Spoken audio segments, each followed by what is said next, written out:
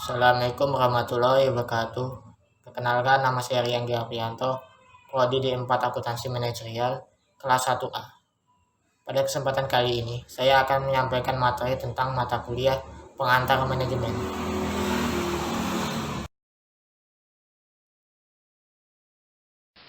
Sejarah dan teori manajemen. Sejarah perkembangan manajemen. Sejarah perkembangan manajemen tidak jauh berbeda dengan perkembangan manusia itu sendiri. Artinya manajemen telah berlangsung sejak manusia itu berada di bumi ini, seiring dengan perkembangan dan tuntutan manusia untuk memenuhi kebutuhan hidupnya. Pada zaman purba atau zaman batu, manusia menggunakan keterampilan dan keahliannya untuk membuat alat-alat dari batu guna merealisasikan tujuan hidupnya. Manajemen kemudian berkembang sesuai perkembangan keahlian serta pengetahuan dan keterampilan yang diperoleh manusia itu. Pengetahuan serta teknologi iptek terus berkembang memberikan pula keterampilan manajemen umat manusia. Sejarah perkembangan manajemen. Di masa lalu, keterampilannya ada yang terbatas, keahlian yang sederhana, tujuan hidupnya. Dalam perkembangannya ilmu pengetahuan, perkembangan teknologi, masyarakat.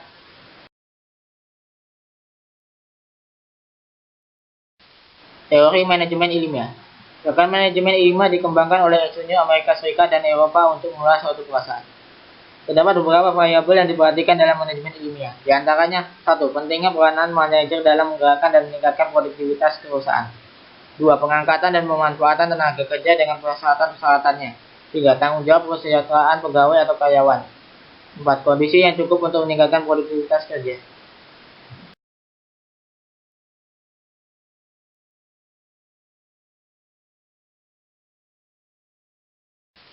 Manajemen ilmiah. Menurut Frederick Taylor, 1819-1915, penerapan metode ilmiah pada studi, analisa, dan pencerahan masalah-masalah organisasi. Seperangkat mekanisme atau teknik untuk meningkatkan efisiensi kerja organisasi. Prinsip dasar penerapan pendekatan ilmiah pada manajemen. 1. Perkembangan metode-metode ilmiah dalam manajemen. Seleksi ilmiah untuk karyawan. Pendidikan dan pengembangan ilmiah pada karyawan. Kerjasama yang baik antara manajemen dan karyawan. Pengembangan manajemen ilmiah. Teknik-teknik efisiensi menyebabkan kegiatan dapat dilaksanakan lebih efisien. Selektif dan pengembangan ilmiah karyawan menimbulkan kesadaran pentingnya kemampuan dan latihan untuk meningkatkan efektivitas karyawan. Desain kerja mendorong manajer mencari cara terbaik pelaksanaan tugas. Keterbatasannya. 1. Kenaikan produktivitas sering tidak diiringi dengan kenaikan pendapatan. 2. Perilaku manusia bermacam-macam menjadi hambatan. 3. Pendekatan rasional hanya memuaskan kebutuhan ekonomi dan fisik, tidak memuaskan kebutuhan sosial karyawan. 4. Manajemen ilmiah mengabaikan keinginan manusia terhadap kepuasan kerja. Teori manajemen klasik. Awal sekali ilmu manajemen timbul akibat dari terjadinya revolusi industri di Inggris pada abad 18. Pemikir tersebut memberikan perhatian terhadap masalah-masalah manajemen yang timbul baik itu di kalangan usahawan, industri maupun masyarakat.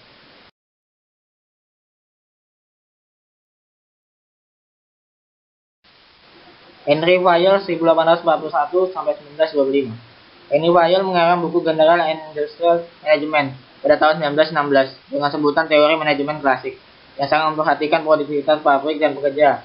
Di samping memperhatikan manajemen bagi satu organisasi yang kompleks, sehingga beliau menampilkan satu metode ajaran manajemen yang lebih utuh dalam bentuk cetak biru.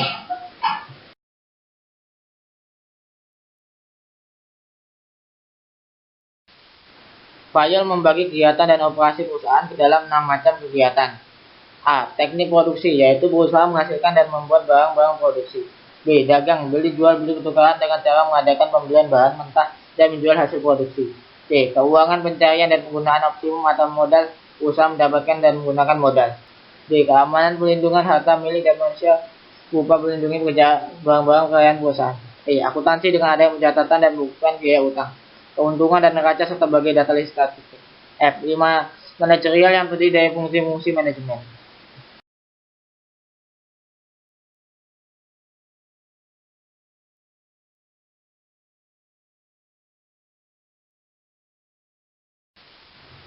Empat belas prinsip manajemen Fayol, yaitu pembagian tugas, sentralisasi, wewenang manajer, hierarki, disiplin, susunan, satuan komando, keadilan, satuan dalam pengarahan, stabilitas saraf, kepentingan individual di bawah kepentingan umum, inisiatif, imbalan, semangat kop.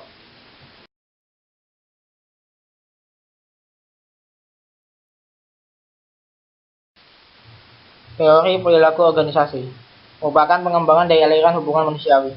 Prinsip dasar perilaku organisasi. 1. Manajemen dipandang sebagai suatu proses yang ketat. 2. Manajemen harus sistematik dan pendekatan yang digunakan harus dengan pertimbangan hati-hati. 3. Organisasi sebagai suatu keseluruhan dan pendekatan manajemen individual untuk pengawasan harus sesuai situasi. 4. Pendekatan motivasional yang menghasilkan komitmen kerja terhadap organisasi sangat dibutuhkan.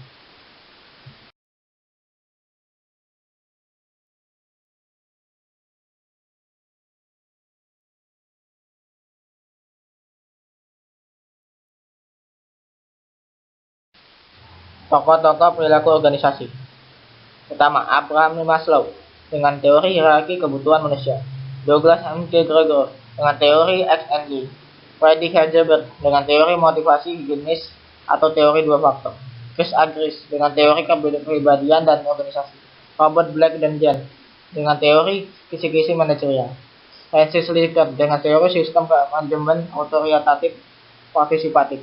Wade Kepler dengan teori pendekatan kontingensi kepemimpinan. Edgar Schein dengan teori dinamika kelompok dalam organisasi.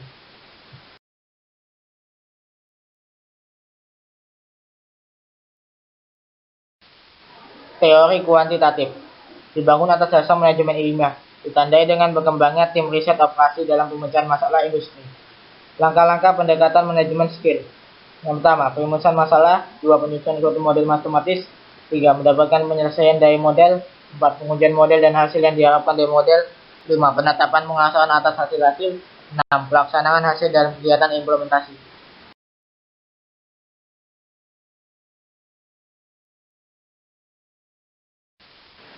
Analisis sistem. Analisis sistem pada manajemen memandang organisasi sebagai suatu kesatuan yang terdiri dari bagian-bagian yang saling berhubungan. Sistem dapat diartikan sebagai kumpulan dari bagian-bagian yang saling berhubungan antara satu dengan yang lainnya dan secara bersama-sama mencapai tujuan tertentu. Sistem mencakup sistem umum maupun khusus dan analisis tertutup maupun terbuka. Pendekatan sistem memberi manajer dalam memandang organisasi sebagai suatu keseluruhan dan sebagai bagian dari eksternal yang lebih lunak.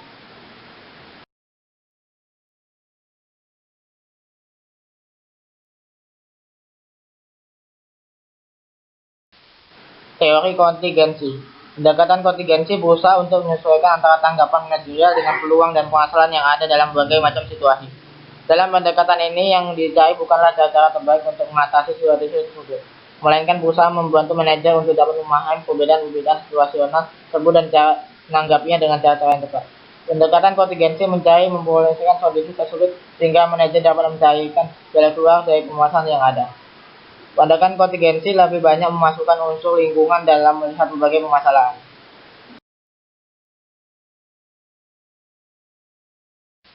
Manajemen hasil dikemukakan Peter Drucker di awal tahun 1950-an. Manajemen by objektif memusatkan perhatian pada hasil bukan perilaku yang diperlihatkan oleh karyawan. 4 tahap dari program manajemen by objektif. 1. Membicarakan tugas dan hasil apa yang dibutuhkan. 2. Menyetujui pelaksanaan jangka pendek. 3. Berkumpul secara periodik untuk membahas tujuan. 4. Mengevaluasi hasil kerja bawahan dan menentukan tujuan baru.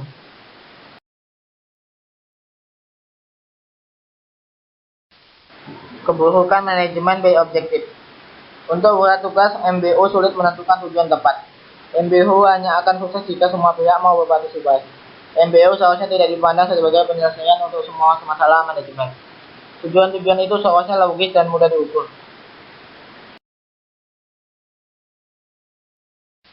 Sekian materi yang dapat saya sampaikan. Atas kurang lebihnya saya mohon maaf. Wassalamualaikum warahmatullahi wabarakatuh.